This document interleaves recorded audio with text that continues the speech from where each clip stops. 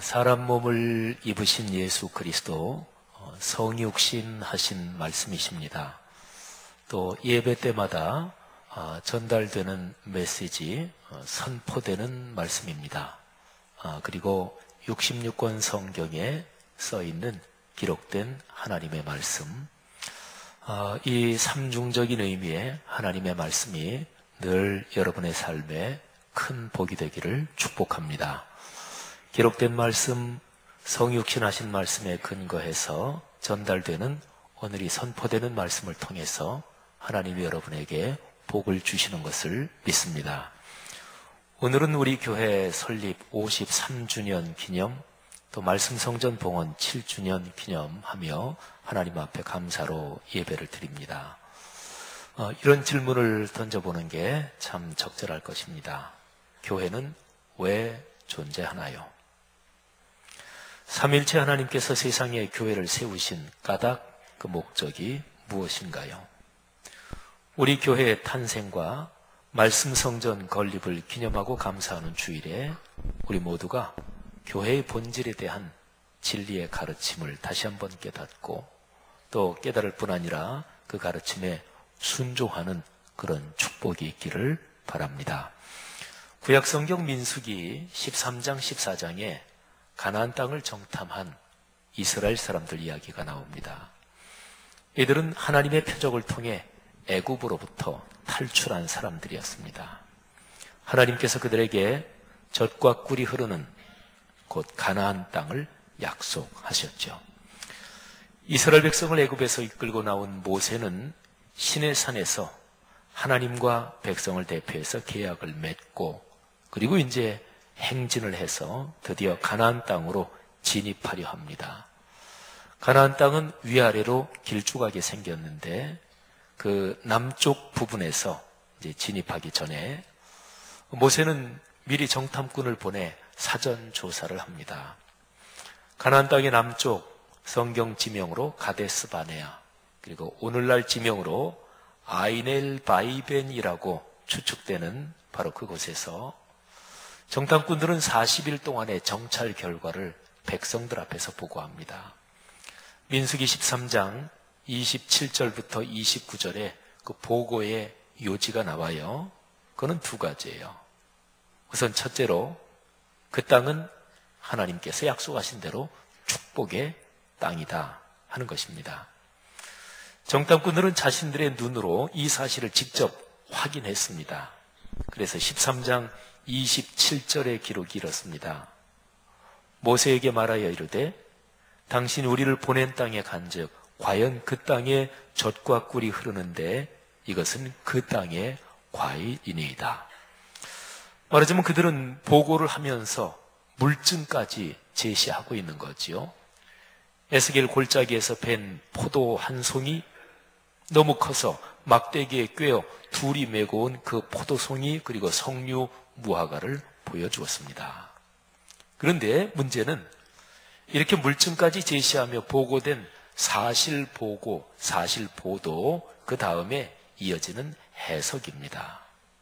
두 가지 단어를 잠깐 머리에 기억하시죠. 하나는 사실, 또 하나는 해석. 두 가지가 관계가 아주 중요하지요. 자, 그들의 해석이 28절에 기록되어 있습니다. 그러나 그 땅 거주민은 강하고 성읍은 견고하고 힘이 클 뿐 아니라 거기서 안악자손을 보았으며. 자, 이게 해석이에요. 근데 이 구절에는 얼른 보아서도 그들의 심정적인 생각이 담겨 있음을 알 수 있습니다. 그 성읍이 견고하고 심이 크다 그랬지요. 근데 이 심이, 이거는 객관적인 수치 보고가 아닙니다. 성벽의 높이는 대략 몇 미터고 또 성벽 두께는 정탐해 보니까 얼마고 이런 보고가 아니죠.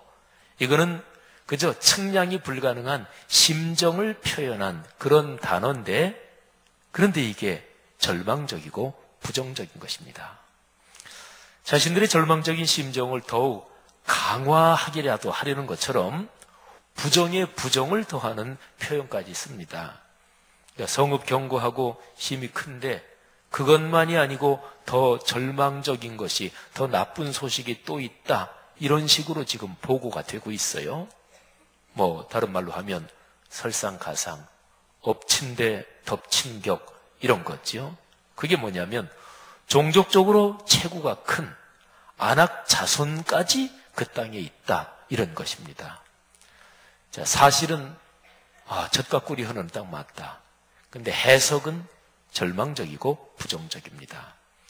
여러분, 이 정탐꾼들의 보고에서 우리는 부정적이고 비관적인 시각을 가진 사람의 전형적인 어떤 샘플을 볼 수 있습니다. 제일 중요한 핵심적인 거는 이겁니다.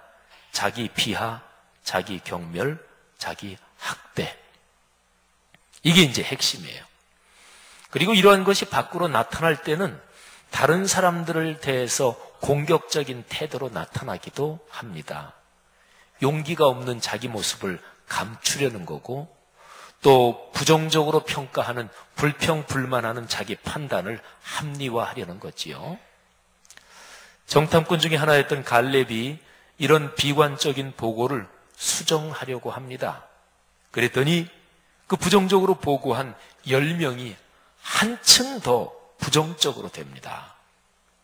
이제 전개되는 것을 한번 제가 꼼꼼하게 설명드릴 테니까 잘 보세요. 32절에서 그들은 조금 전에 자기들 입으로 과연 젖과 꿀이 흐르더라 이렇게 말했잖아요. 그런데 그 땅을 이제는 악평까지 합니다. 조금 전에 자기들이 입으로 발성한 그 말을 뒤집습니다. 32절에 보니까 이래요. 우리가 두루다니며 정탐한 땅은 그 거주민을 삼키는 땅이요. 그러니까 부정적인 마음의 상태가 그들의 정상적인 사고를 심각하게 파괴하고 있는 거지요. 아까 보고할 때 가나안 사람들 중에 거인 종족인 아낙 자손이 있다 이랬죠. 가나안 사람들 중에 아낙 자손도 있다 이랬는데 이제는 아예 모든 가나안 사람이 다 거인 종족이다 이렇게 스스로 확신하고 있습니다.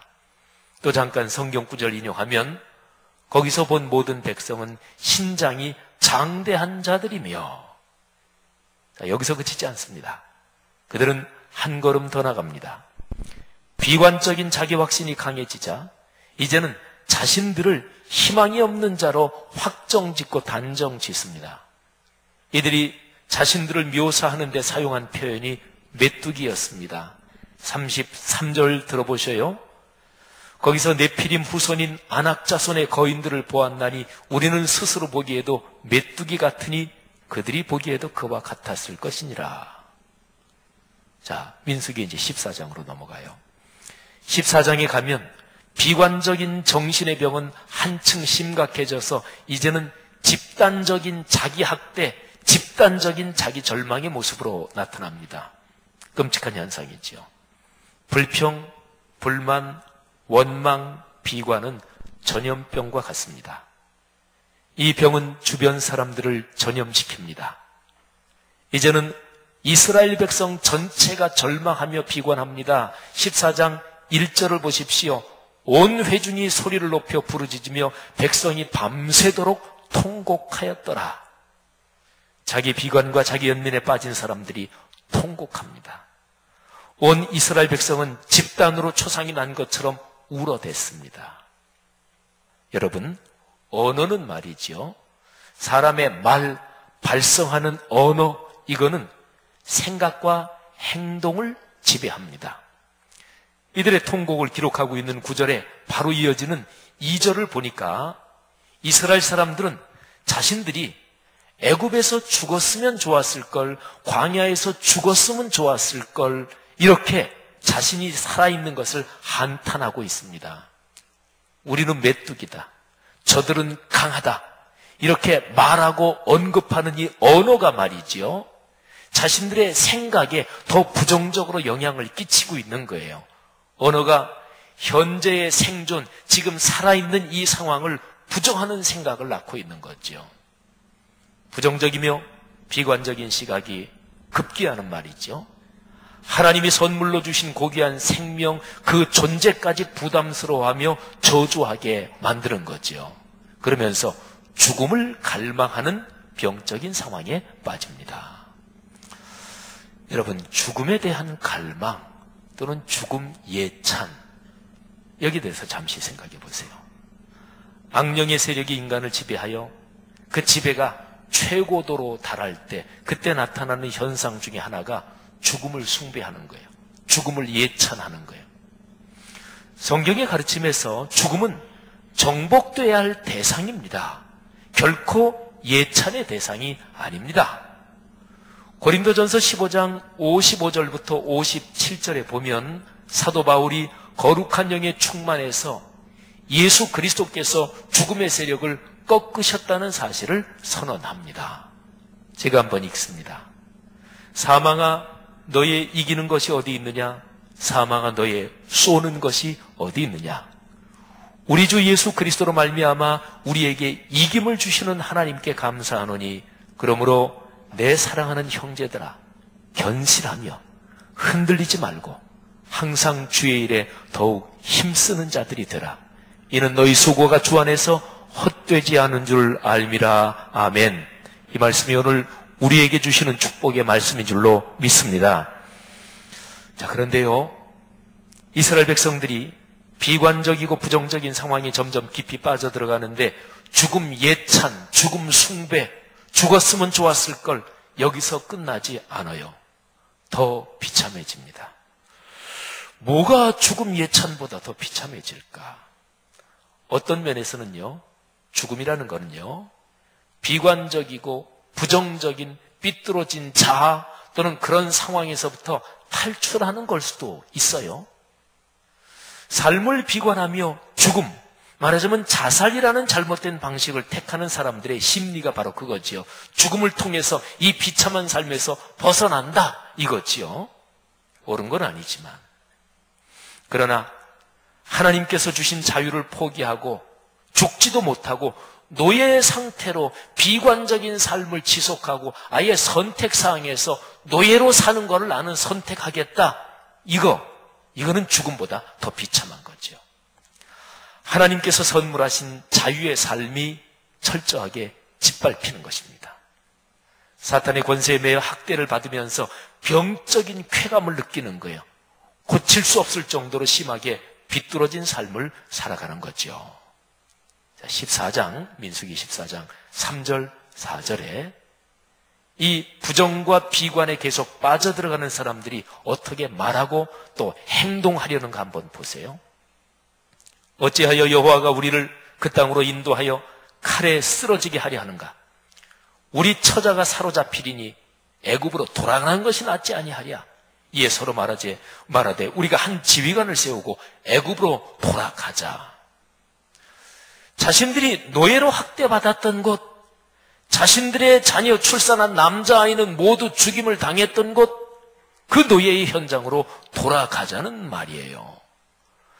이들의 이러한 태도는 신약 성경의 관점으로 보면 구원받은 성도가 그리스도 안에 있는 자유를 누리지 못하고 예습성에 빠진 채로 사는 것에 비유될 수 있습니다. 갈라디아서 5장 1절 말씀은 그런 삶이 잘못이다, 불행이다 명확하게 지적하고 있습니다. 그리스도께서 우리를 자유롭게 하려고 자유를 주셨으니 그러므로 굳건하게 서서 다시는 종의 멍에를 매지 말라. 아멘. 사랑하는 그리스도인들이요, 이렇듯 비뚤어진 삶의 태도를 가지고 있던 이스라엘 사람들을 하나님께서는 어떻게 보실까요? 이 점이 중요하지요. 하나님은 그들을 어떻게 판단하고 또 판결하시는 것입니까? 하나님은요, 이스라엘 사람들이 하나님을 멸시한다고 판정하십니다. 그들이 모세 또는 주변 상황, 여기에 대한 불평, 불만, 원망 여러 가지인데, 그런데 하나님은 딱 판정하시기를 너희가 나를 멸시한다, 나를 불신하고 무시한다, 이렇게 판정하십니다. 그래서 하나님이 진노하시며 나타나십니다. 거룩하신 하나님의 임재가 영광 중에 나타나자 모세와 아론은 즉각적으로 알아차리고 땅에 엎드립니다. 무지한 이스라엘 백성은 그것도 모르고 모세와 아론이 자기들 앞에 굴복했다고 생각하며 돌로 치려 합니다. 그때 하나님이 말씀하셔요. 자, 이 상황을요, 민수기 14장 5절 그리고 건너뛰어서 11절부터 12절을 제가 읽을 테니까 그 상황을 한번 충분히 상상하면서 들어보십시오. 특별히 진노하시는 하나님, 그 하나님의 심정을 한번 생각해 보세요. 모세와 아론이 이스라엘 자손의 온 회중 앞에서 엎드린지라. 모세와 아론은 벌써 안 거예요. 하나님의 영광 중에 임재하셨다. 백성들은 몰라요. 온 회중이 그들을 돌로 치게 하는데 그때 여호와의 영광이 회막에서 이스라엘 모든 자손에게 나타나시니라. 여호와께서 모세에게 이르시되 이 백성이 어느 때까지 나를 멸시하겠느냐? 내가 그들 중에 많은 이적을 행하였으나 어느 때까지 나를 믿지 않겠느냐?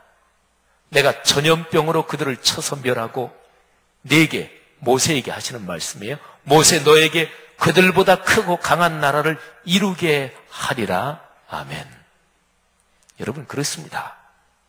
존재를 부정하며 삶을 비관적으로 보는 것, 거기에 더해서 고집스럽게 자기 방어의 성을 쌓고 다른 사람에게 공격적인 태도를 가지고 사는 것, 이거는 하나님을 멸시하는 것입니다.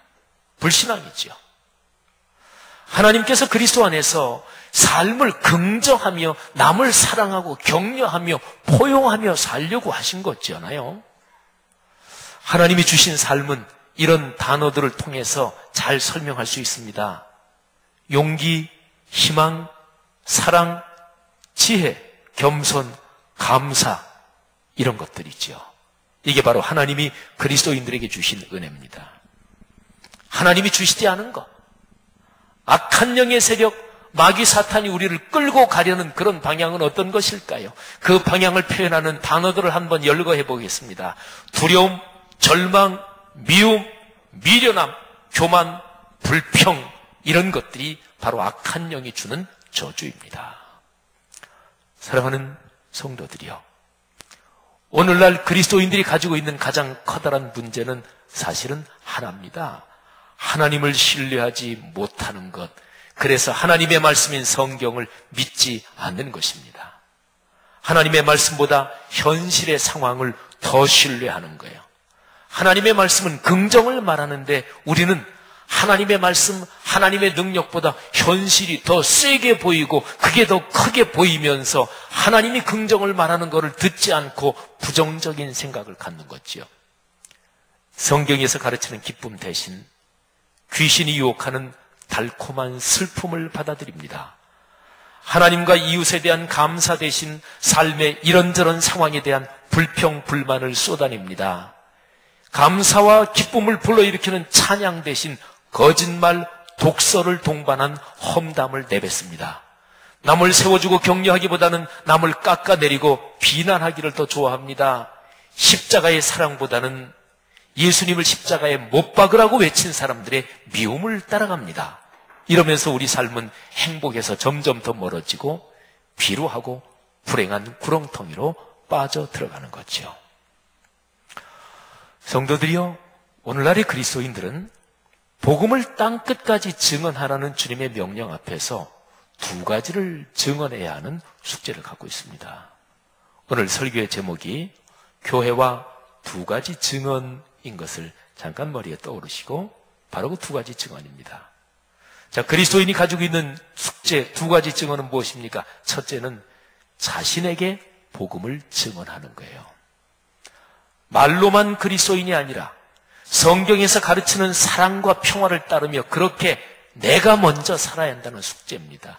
이를 위해서 우리는 말씀을 묵상하면서 하나님을 더욱 신뢰하고 그 뜻대로 사는 것을 배우고 훈련해야 되지요.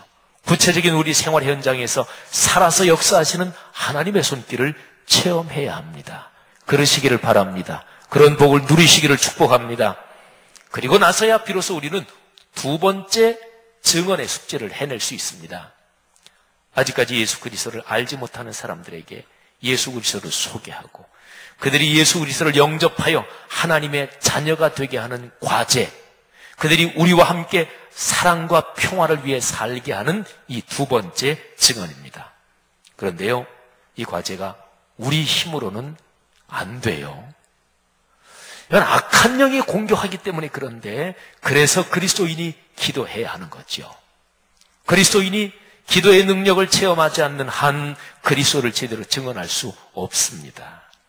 우리 자신에게 복음을 증언하고 더 나아가서 다른 사람들에게 복음을 증언하는 일을 악한 영이 싫어하고 방해하고, 그리고 끊임없이 공격하고, 어떨 때는 직접 공격, 어떨 때는 간접 공격, 위장 공격, 갖은 수단과 방법으로 공격합니다. 이런 현실 속에서 우리의 심정은 종종 너무도 약합니다. 우리는 종종 약해서 넘어지고요. 그리고 우리는 종종 우리의 돌 같은 마음, 딱딱한 마음 때문에 고통하고 고민하고요. 그리고 마음이 넘어지고 쓰러지고, 이게 우리의 현실 아니겠어요? 사랑하신 여러분, 그러므로 우리는 기도하고 찬송해야 합니다. 진실하게 기도하며, 그리고 찬양할 때 가사가 내 심정의 고백으로 담아서, 그리고 힘을 다해 주님을 찬양하는 그 찬양 속에서 우리는 다시 한번 힘을 얻는 거죠. 그리스도인이 연대해서 같이 마음을 모아서 기도하고 찬양하는 거기에 하나님께서 강력한 힘을 주시는 거죠. 목사로서요, 한 교회를 담임해서 그 교회에 속한 성도들의 영혼을 하나님 앞에서 책임지고 목양한다는 것은 참으로 두려운 일입니다. 목사에게 목회가 맡겨진다는 것은 하나님의 소명이니까 두렵고 떨리는 마음으로 순종할 수밖에 없습니다. 하지만 근본적으로 목양은 사람의 힘으로 할 수 있는 것이 아닙니다. 그런데요, 좀 생각해 보면 저 같은 목회자만 그런 것입니까? 교회 공동체를 섬기는 모든 일, 이 일에 연관된 모든 성도들에게도 역시 마찬가지입니다. 목회는, 또는 교회를 섬기는 일은 주님께서 당신의 피로 값을 치르고 사신 그 교회 공동체를 잘 돌보고 가꾸어 가는 일입니다. 이 일을 혹시라도 그르칠까 하는 그 두려움과 떨림이 모든 사역자의 마땅한 자세입니다. 교회의 주인이시며 머리가 되시는 예수 그리스도의 가르침을 따라 교회 공동체를 섬겨야 주님께서 주시는 복과 상급을 누릴 수가 있을 것입니다. 그러기를 축원하고 권면합니다. 늘 이 구절을 묵상하면 제 모습이 이 구절에 영 미치지 못해서 제게 어려운 그런 구절이 있습니다. 그러나 동시에 그 내용이 제 삶에 진실로 이루어지기를 갈망하는 구절이기도 합니다.